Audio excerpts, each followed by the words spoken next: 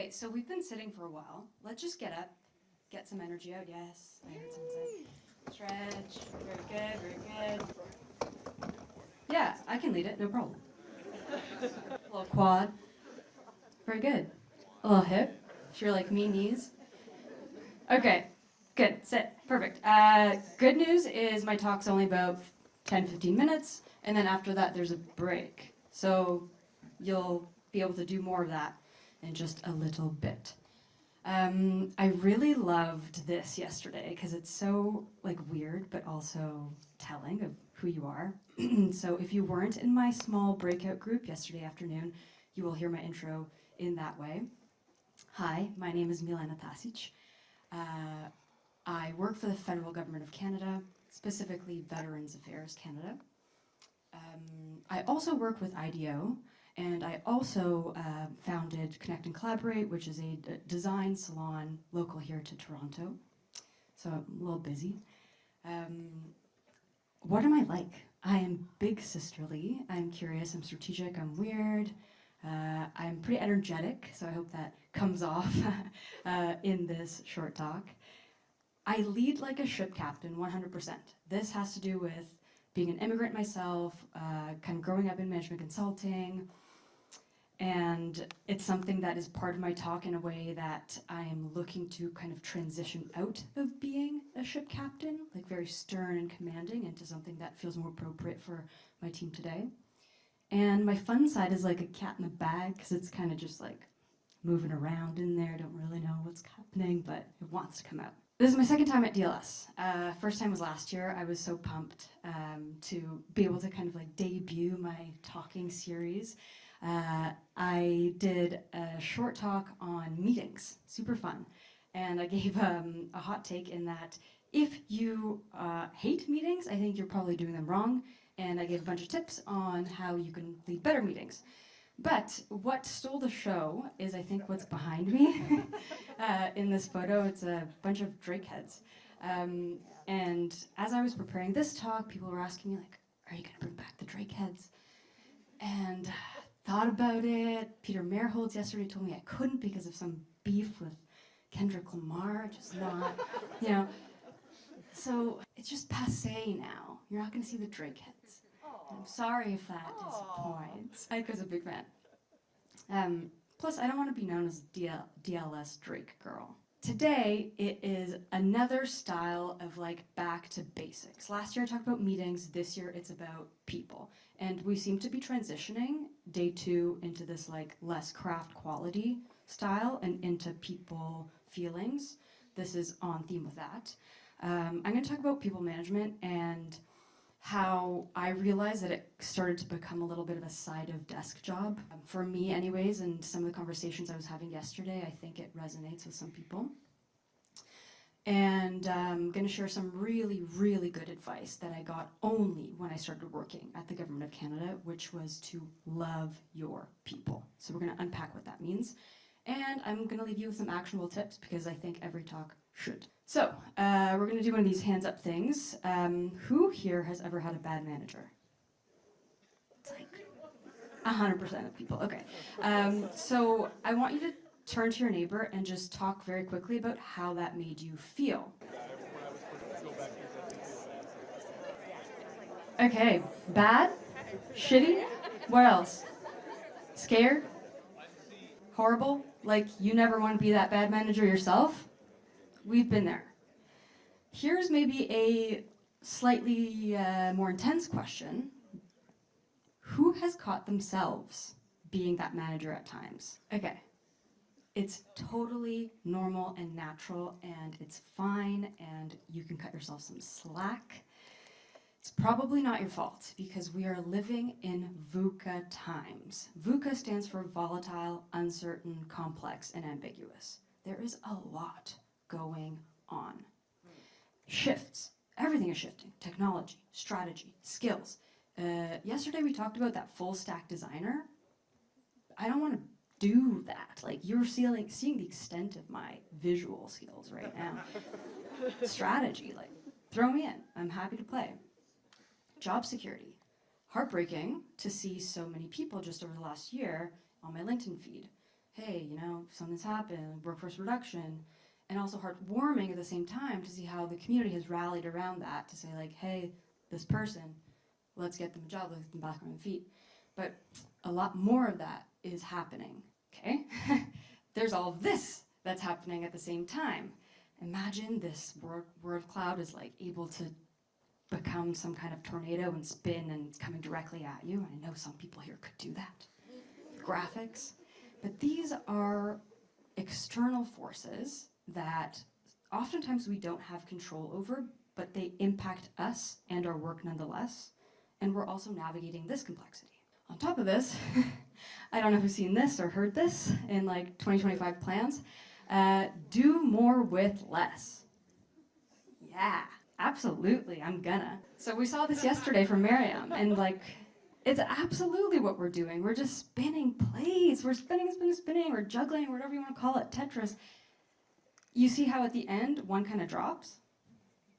So for you, what is the thing that drops most often? What feels somehow less important? Yes. People, I don't know what happened, but like to drop the people ball is kind of a big deal. It's not something we want to be doing.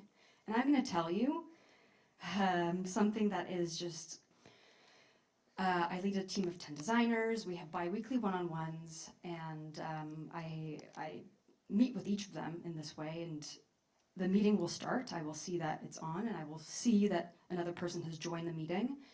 And despite that, I'll just kind of continue to do whatever I'm doing, sending an email, reading a report, doing research. I will let them wait for me. I'm not talking like 2 minutes and then I'm there. I'm talking like 10, 15 minutes. Yeah. It's bad. They're just waiting there. And what's worse is that when I show up, I'm like, hey, what's up? I don't apologize. I just roll right with it. And my team has started to expect that behavior from me. It's bad. Not a good look. In my head, I'm like, okay, I'm just spinning plates and I gotta do all this stuff and I don't know how people can do all this thing in one day. So something's gotta give and this is just a one-on-one and they can wait. Like that's how I justified it in my head over and over again. But it's not a good place to be in. The reality is there's a human at the other end of that meeting, and we all know what it's like to have a bad manager. We just bonded over it. And so how is what I'm doing any different? And truly, I do think of myself as a good manager, but then there's things like this that creep up on me, and I really have to think hard about how I want to show up for my people. Which is why at some point I decided to have a different outlook. And this is recent, like in the last 6 months. Remember, consulting, immigrant parents, like big sister, everything for me is tough love. And I'm gonna forge a path and I'm gonna go ahead.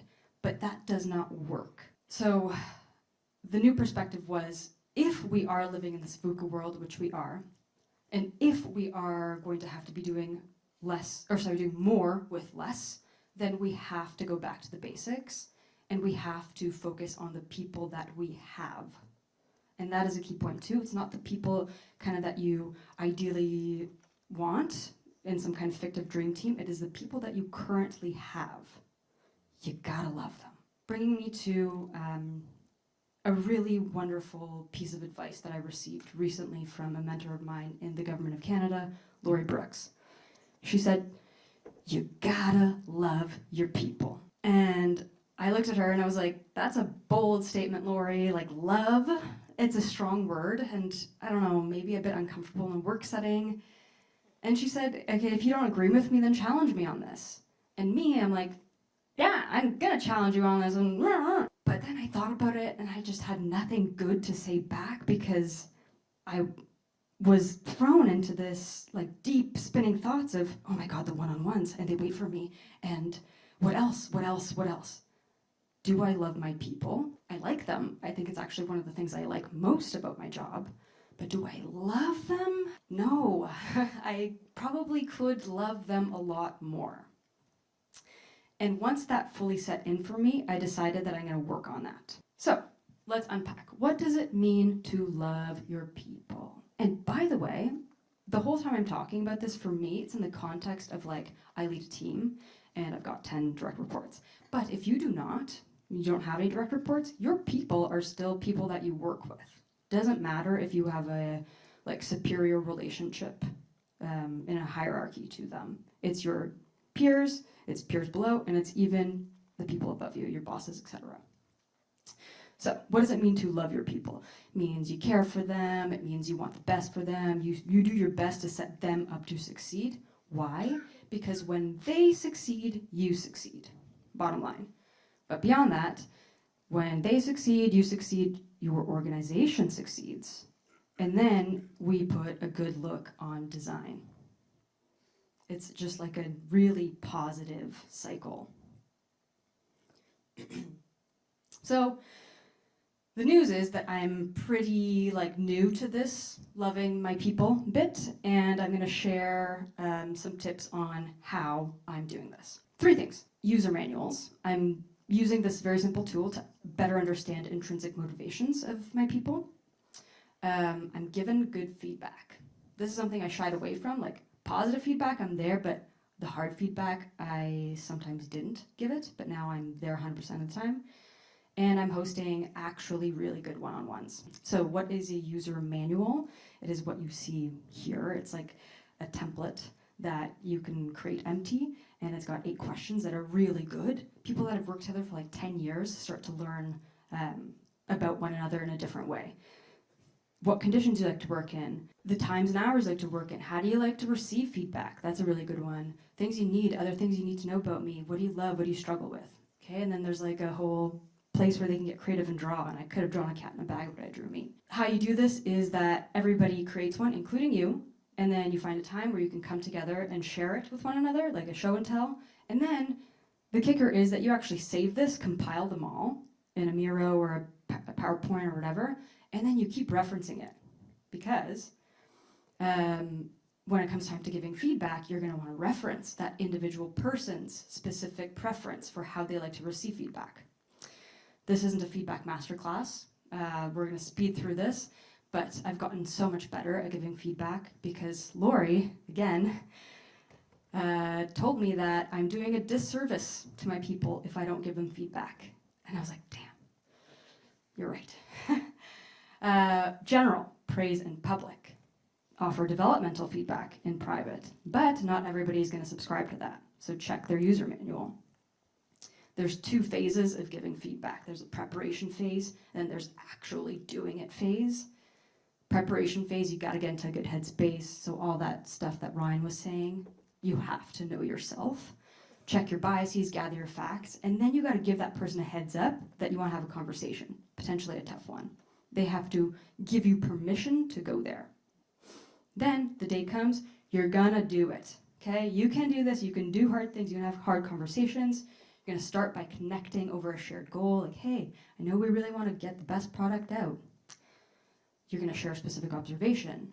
You're going to ask questions and be curious to understand their perspective, and then talk about it back and forth. You're gonna align on an action plan forward that works for both parties. Finally, hosting good one-on-ones. First thing I was able to do actually was reduce the number of people that report directly into me, because I understood what works for me, and I recognize this isn't possible in many places of work, but if you can, do that. And understand that this meeting is not about you in that, like, hey, this is our time to catch up, so tell me everything about the project, because I haven't been paying attention, okay? It's about them as a person and what's going on in their life outside of work, any highlights, accomplishments, or learnings they've made just over the last 2 weeks, or whatever frequency you're having these in, what things they're looking forward to in terms of personal development and growth, any upcoming goals, and how you can support them in that, and anything else they might want to mention to you. This is such a big shift from how it's about me to how it's about them, and the hack is that you actually get them to keep this agenda. So it's one thing off your plate, one thing on theirs, but it is a documented process that actually helps them grow and is the proof that they will need to gather for a promotion, let's say, because all this stuff is the stuff that you want to put into some kind of recommendation. later on. And my last tip is that, like, you gotta take a vacation, because if you're burnt out, you cannot love your people. You'll come back, you'll be feeling radiant, and you'll be like, I love this, I love my job. To conclude, I would like to say something a little bit serious, and that is this. So, here we go, give the people what they want. On a scale of Drake, how much do you love your people? Turn to your neighbor and chat. And I know that I'm the very last stop before break, but I did want to just bring the conversation in if there was time. No? Okay, so you come find me during the break. I want to know from you your Drake scale on how much you love your people. How are you loving them? How could you love them more? And of course, let's chat about anything and everything. If you scan this, it will take you to my LinkedIn and we can connect and be friends even after the conference. Yeah, thank you so much, Milena. Thank you.